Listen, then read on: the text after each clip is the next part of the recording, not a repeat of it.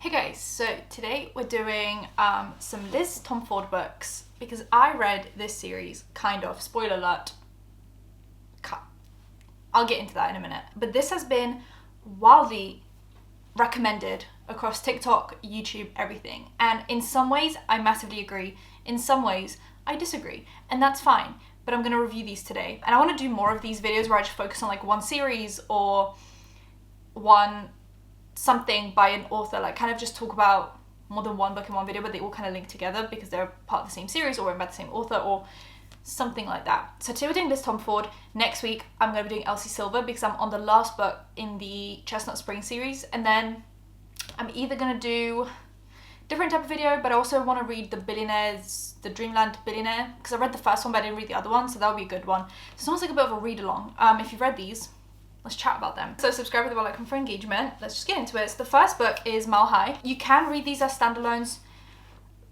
You're more likely to enjoy yourself if you read them as a series because there are some callbacks to things that happen in previous books. The least with the last book, but definitely with the first two, that happens a lot. So this one is between Xanders and Stevie. I gave this one a 4 out of 5.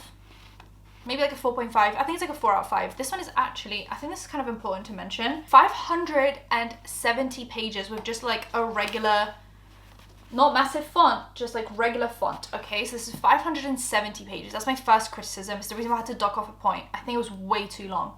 Way too long. I don't know why a romance needs to be this long. It doesn't, okay? That's the answer to the question. So I give this a 4 out of 5. It's between Xanders and Stevie. And I'm going to go over the kind of the main line. If I had to like describe this, it's hockey player and his private jet hostess dating.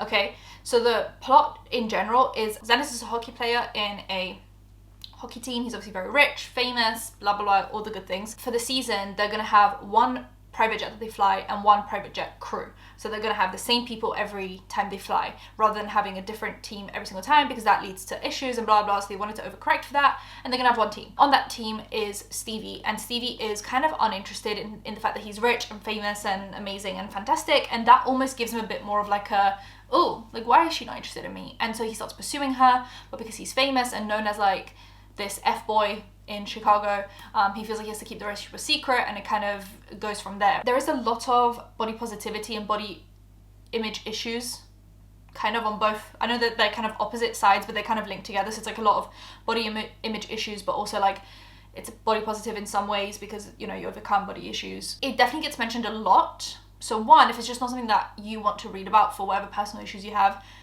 might not be for you, but also it's just mentioned a little bit too much. And I feel like some of the 570 pages, it's just them constantly repeating how insecure Stevie is about her body around him, and it just kind of at some point feels a little bit not genuine. Like it just feels like it's constantly being brought up in a way that almost is like not rude, not mocking. I don't know, I just feel like it gets brought up a lot to the point where even if it's not an issue, it is made out to be an issue.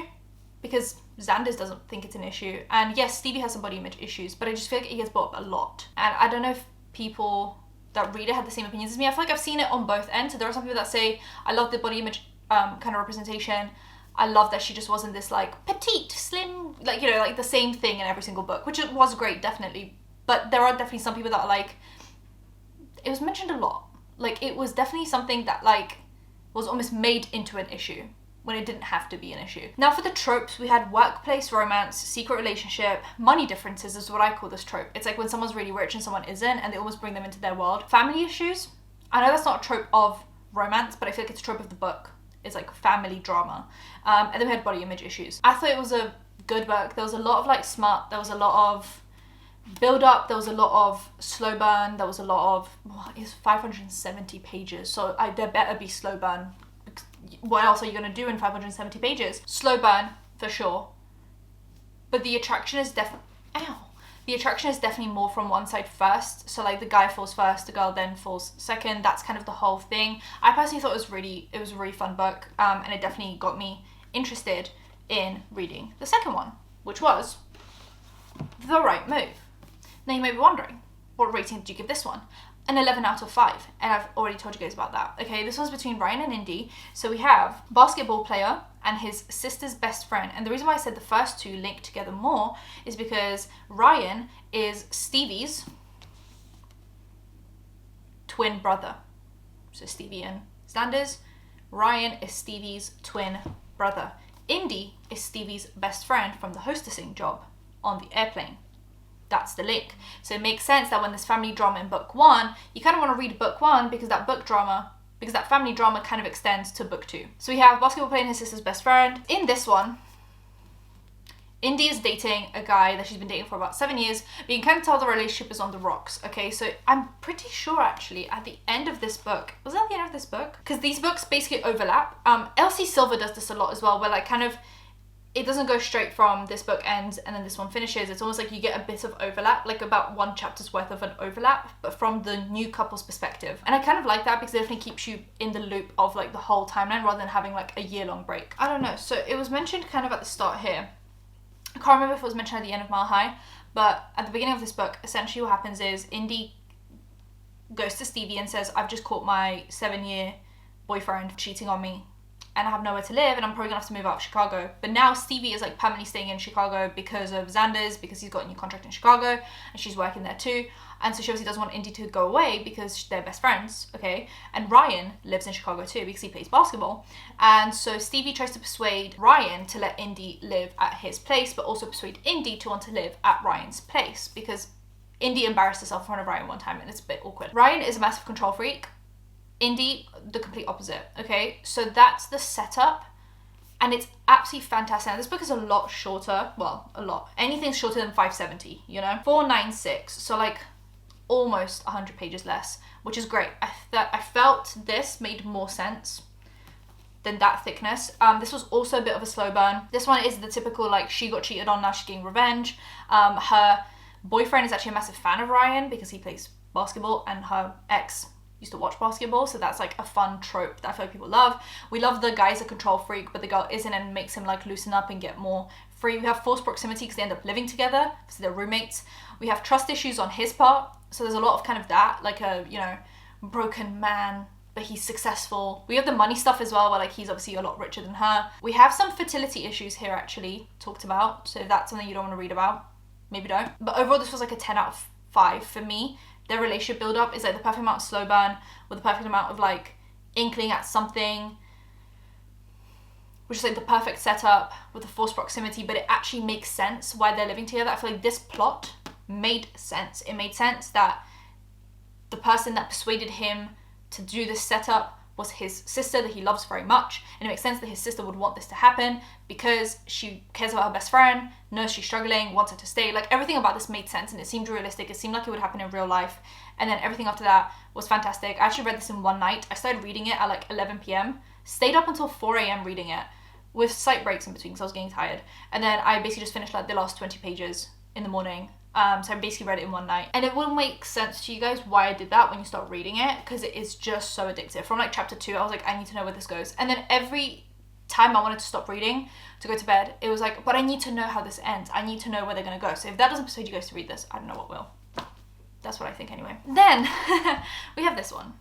Okay, this one's called Caught Up, and I actually DNF'd it. So we go from a 4 out of 5 to a 10 out of 5 to a, oh, I actually left the bookmark in here so we can actually see exactly what stopped me. Okay, so we're about here. We're on page 203. So I pretty much read 50% of the book, which I think is a great place to start DNFing, because anything past that you feel almost bad. You're like, well, I've already spent this much time on it. Why would I not just finish the book? What's the last thing that happened? Oh, she's baking in his house. Great.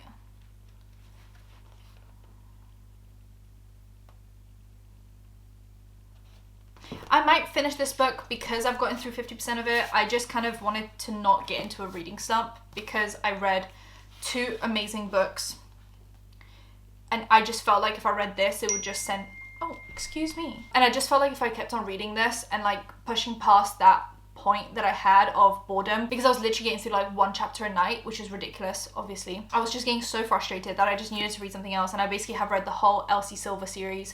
I've read Magnolia Parks in that time. Like I just couldn't get through this, but maybe I will now that I'm not in a reading slump. I feel like I can get past this, or maybe I can just like listen to it on audio, because there is another book coming called Play Along. I don't really know who it's going to be about. I haven't looked into that just yet, but I don't want to read the Play Along one if I haven't read this one because I feel like the play along one is going to go more down this character route. So like these two are super linked together, as I already explained.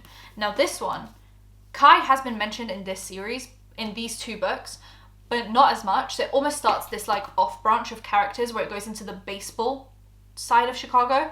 And I feel like from here, they're going to go into one of his teammates rather than more kind of down that path. So then I feel like I need to finish this if I want to read the next one, because I do have faith in Liz Tomforde. It's just like this book is just not for me. So this is a DNF. It's between Kai and Miller. So this is a baseball single dad and pastry chef turned summertime nanny. Now you can already probably tell what my issue is. This plot makes no sense. Let me start with, in the first chapter, it's Kai and he sees, I'm pretty sure he sees Miller in the lift and he keeps on making like comments about her thick thighs spilling out of her jeans. It was just a very odd, but the thing is, it's fine to say something once, like, oh, thick thighs spilling out of the jeans, amazing, fantastic. All the girlies, thick thighs, we unite, we love that. But I'm pretty sure it happened more than once, so he just kept on saying it. And then he kept on saying it in other chapters. If she would come in wearing a different pair of jeans, he'd be like, oh, and those thighs spilling out of those jeans again. It's, once again, it's giving slightly forced. It's like we had the representation and now you're mentioning it for the 10th time in a row and like we get it. Whereas like on its own, Stevie being a plus size woman is amazing, right? Fantastic. Why do we have to mention it every other chapter as something that she has to be like almost ashamed of? I don't know. It was just a weird, I saw people complaining about it with this book and I definitely kind of saw it, but I was like, I'm willing to look past it.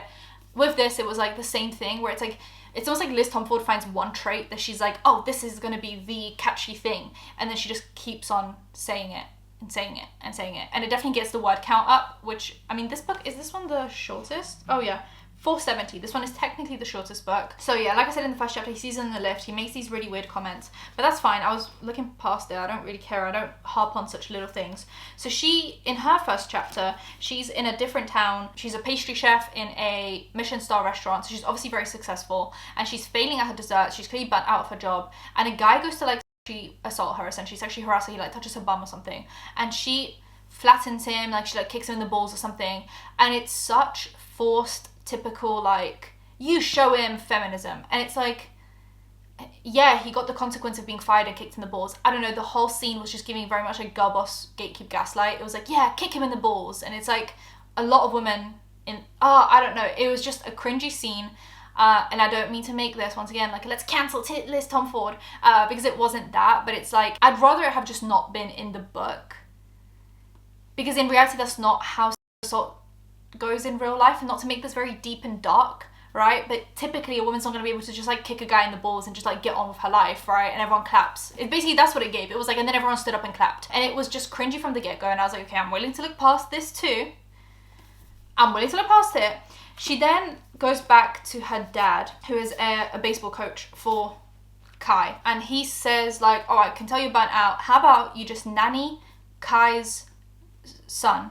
Because Kai's a single dad and he keeps on firing the nannies after like one session because he's an overbearing control freak, which I get because I'm an overbearing control freak with my pup, which is different from a baby. I get that, but it's just like made out to be this like fun and quirky cute thing, but he just can't pick a nanny and stick with one for long enough for his child to not have attachment issues. So she's like, oh yes, I will drop my Michelin star pastry chef career to nanny a baseball guy's kid for the summer.